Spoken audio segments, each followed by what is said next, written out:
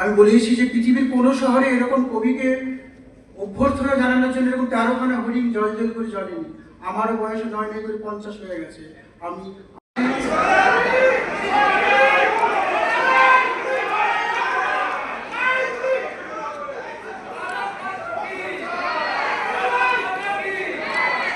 একটু ঘুরে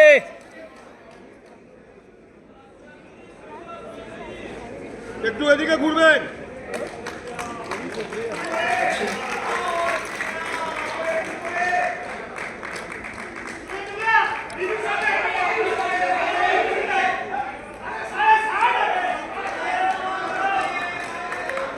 আজকে আমরা এখানে উপস্থিত হয়েছি মাননীয় লেখিকাকে সম্বর্ধনা। একটু ঘুরে একটু ঘুরে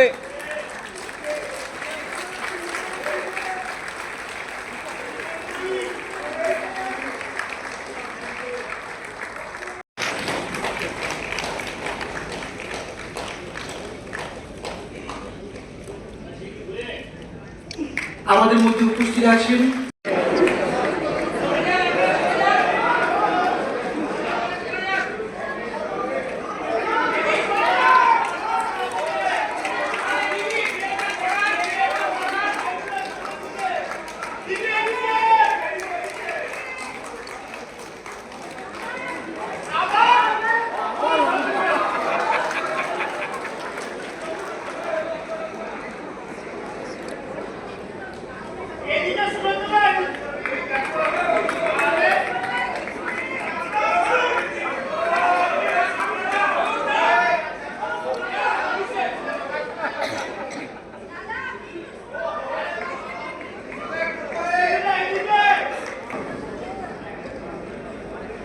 মত প্রকাশের স্বাধীনতার জন্য তিনি যে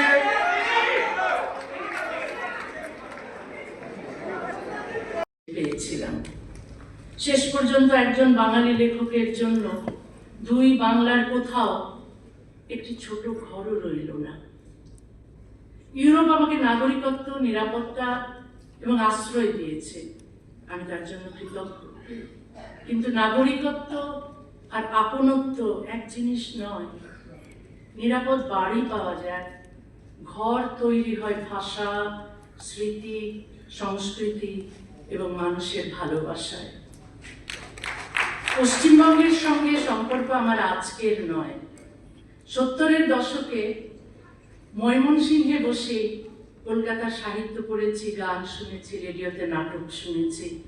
বাস্তবে দেখার আগে বই, সুর আর মানুষের কণ্ঠের ভেতরে কলকাতাকে আবিষ্কার করেছিলাম 1978 সালে।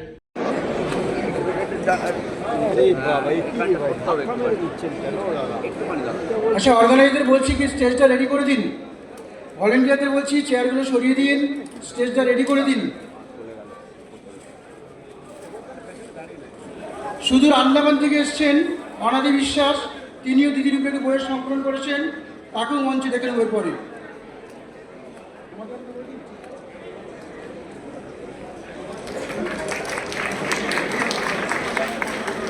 এদিকে এদিকে এদিকে এদিকে হ্যাঁ, এটা এটা ঘুরিয়ে ঘুরিয়ে ঘুরিয়ে এই তো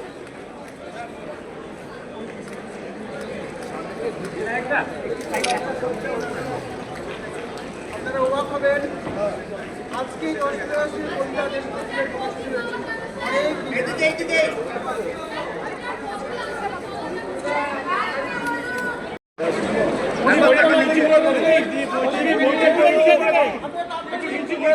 আপা একটু নিচু করে ধরো বইটা, নিচু। হ্যাঁ, আপনারা একটু হাততালি অভিনন্দিত করুন। আপনি ছেড়ে দিন, বইটা ছেড়ে দিন।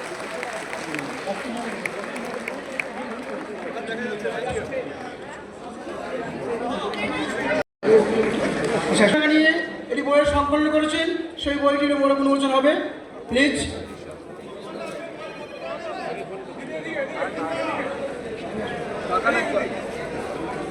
কেমন আছো তুমি? কেমন আছে তোমার চৌরঙ্গি, গড়ের মাঠ, ইডেন গার্ডেন? কেমন আছে হাওড়া ব্রিজ, শ্যামবাজার, গড়িয়াহাটের মোড়, ধর্মতলা।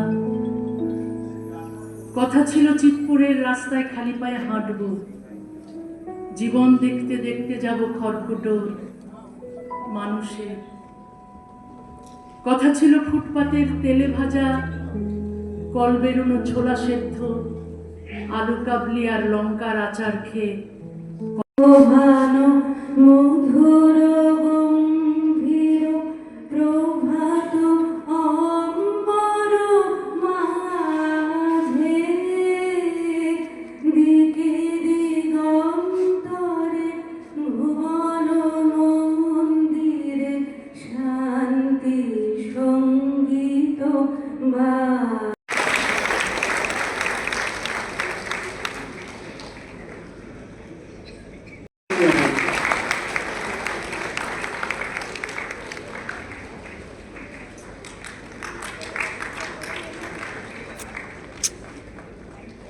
এরপরে বরণ করে নেব আমাদের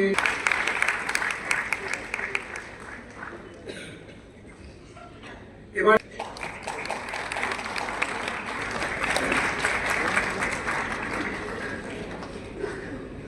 আগেই বলেছি, যার কলাম পড়ার জন্য আমি নিত্যদিন মুখিয়ে থাকতাম। খবরে পরাজিত করতেও আসিনি। আমি এসেছি নারীর সমান অধিকার, মানবাধিকার, ধর্মনিরপেক্ষতা, যুক্তিবাদ, মুক্ত চিন্তা এবং বাক স্বাধীনতার পক্ষে কথা বলতে। আজকের দিনটি সাক্ষ্য দিচ্ছে ভয় চিরস্থায়ী নয়, নিষেধাজ্ঞা চিরস্থায়ী নয়, বন্ধ দরজাও চিরকাল বন্ধ থাকে। আজ 1 অগাস্ট। অগাস্ট আমার জন্মের মাস, অগাস্ট আমার নির্বাসনের মাস, আজ থেকে অগাস্ট আমার প্রত্যাবর্তনের মাস। 1994 সালে 8ই অগাস্ট আমাকে বাংলাদেশ ছাড়তে বাধ্য করেছিল তখনকার সরকার। রাতের অন্ধকারে আমার স্বদেশের দরজা আমার জন্য বন্ধ করে দেওয়া হয়েছিল। তারপর একের পর এক সরকার এসেছে, কিন্তু সেই দরজা আমাদের সামনে তিনি এসে বসে আছেন, আমাদের প্রিয় লেখিকা।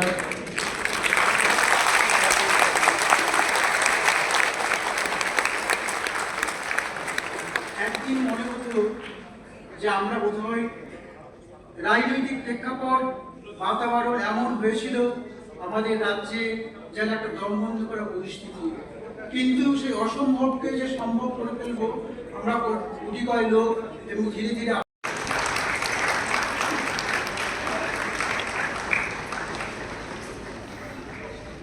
আমাদের মধ্যে উপস্থিত আছেন শ্রীমতী শাশ্বতী ঘোষ। আমি তাকে নিয়ে যে বিপুল আগ্রহ এখনো ভারতবর্ষ না, শুধু গোটা পৃথিবীতে। আজকে আপনারা যারা আছেন এখানে, আপনারা যে অনুষ্ঠান দেখছেন, এছাড়াও বহু লোক ফেসবুকে লাইভে চোখ পেতে আছে, আমেরিকা থেকে, ইংল্যান্ড থেকে, সুদূর north pole to south pole, পৃথিবীর এমন কোনো জায়গা নেই যেখানে লোক ফেসবুকে, ইনস্টাগ্রামে বা টিভি পর্দায় আজকের অনুষ্ঠান দেখছে না। সেই দিক থেকে আজকের দিনটি একটি ঐতিহাসিক দিন। কেন ঐতিহাসিক? আমাদের যে গণতন্ত্রের মূল স্তম্ভ, ফ্রিডম অফ এক্সপ্রেশন, অর্থাৎ মত প্রকাশের স্বাধীনতা, সেই মত প্রকাশের স্বাধীনতায় রুদ্ধ হয়ে গিয়েছিল, এবং সেই মত প্রকাশ করার জন্য বিশেষ করে লাইন আন্দোলনে তিনি আমাদের সঙ্গে ছিলেন। সেই শাশ্বতী ঘোষ, শ্রীমতী শাশ্বতী ঘোষকে আহ্বান করছি, দিদি আপনি আসুন, এসে আপনার আসন অলঙ্কৃত করুন। আমাদের মধ্যে আছেন মাননীয় শান্তনু সিং। করছি কবিতার নাম রবীন্দ্রনাথ যদি বেঁচে থাকতেন। ধরা যাক রবীন্দ্রনাথ বেঁচে আছেন, অসুখ বিসুখ নেই, শয্যাশায়ী নন, দিব্যি লিখছেন, গাইছেন, ভাবছেন। অপরাধ বলা হলো, সারা দেশে আমাকে হত্যার জন্য মিছিল বের হলো, আমার বিরুদ্ধে ফতোয়া জারি হলো, মাথার মূল্য ঘোষণা হলো। রাষ্ট্র আমার নিরাপত্তা নিশ্চিত করার বদলে আমার বিরুদ্ধে গ্রেফতারি পরোয়ানা জারি করলো, শেষ পর্যন্ত আমাকে দেশ থেকে বের করে দিল। আমার নির্বাসন নিছক একটি ব্যক্তিগত দুর্ঘটনা নয়, এটি রাষ্ট্রের একটি নৈতিক ব্যর্থতার ইতিহাস।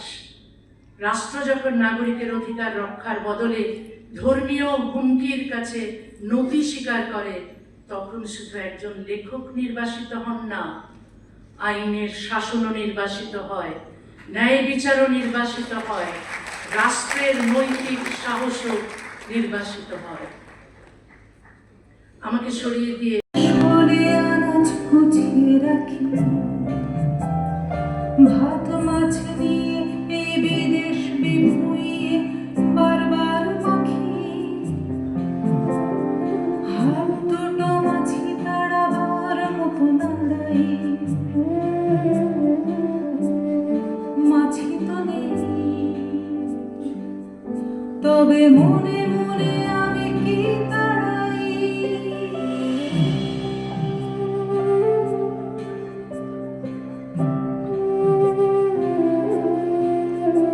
আমি জানি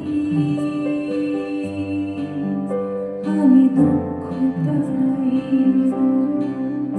যে হানি আসতে পারে, তো সেখানে উনি আমাদের অনুপ্রেরণা হয়ে উঠবেন এবং হয়ে উঠছেন। নতুন সরকার যে আজকে আবার নিয়ে এসছে আর কি, তো সেই ব্যাপারে কি বলবেন? দেখুন, এটা করা অনেক আগেই উচিত ছিল। একজন লেখিকা কোনো ধর্ম বা সে যদি ধর্মের জিনিসটাকে সামনে না আনে, একটা লেখিকা সে লেখে, সে সমাজকে তুলে ধরে, সমাজকে আমাদের চোখের সামনে খাতা কলমে তুলে আনে। লড়াইয়ের তো শুধু ঢাল তলোয়ার থাকে না, কলমও থাকে। তো